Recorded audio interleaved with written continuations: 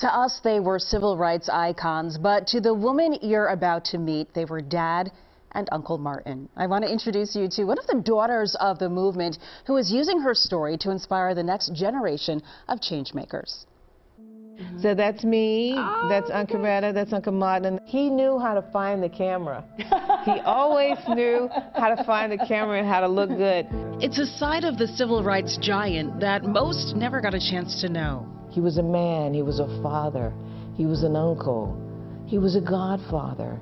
He was my dad's best friend. Donzaleigh Abernathy was the goddaughter of Dr. Martin Luther King Jr. There was a public face to Uncle Martin, but the private man was funny.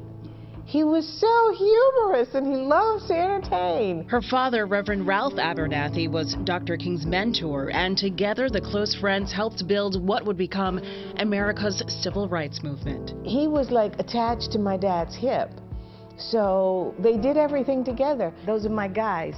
So that's my dad, Uncle Martin. Abernathy speaking with students at George School in Newtown, Bucks County, where back in the 1970s, she was a student. Why was it important for you to come back to share your message with these students? Nonviolence was a way of life.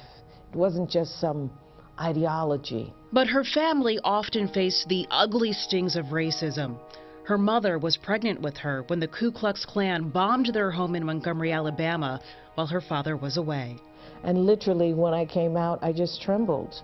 And my mother said that I trembled for 6 months. I'm alive to let people know I was born under Jim Crow segregation. I was born in a segregated hospital. Abernathy grew up seeing firsthand the sacrifices her friends and loved ones made, sometimes paying with their lives. Here she is in 1965 as her dad and Dr. King led the famous march from Selma to Montgomery. I cannot believe that I was blessed enough to grow up with them. And she's made it her mission to continue her father and Dr. King's legacies. And the thing is, we were about love, but now today there's this rise of hate, intolerance, and a desire to silence and to dumb down America and to make our young children not learn this history.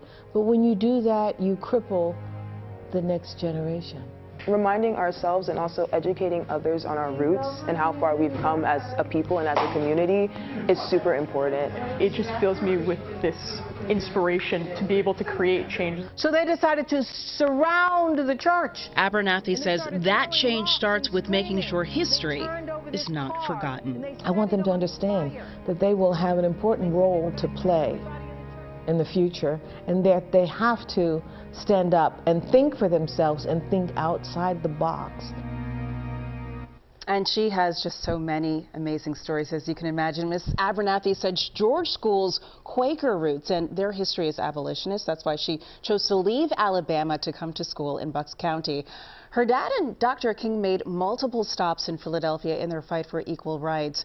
Her dad, Reverend Abernathy, passed away in 1990, but his daughter, she is making sure that his story is kept alive. And she said that's why it's so critical to make sure that kids know what happened, because as we get farther away from those historic stories, people tend to forget, but it's important that we learn from our past. Exactly. So the fact that she's going to these different schools and sharing that is amazing. Yeah, she's one remarkable lady.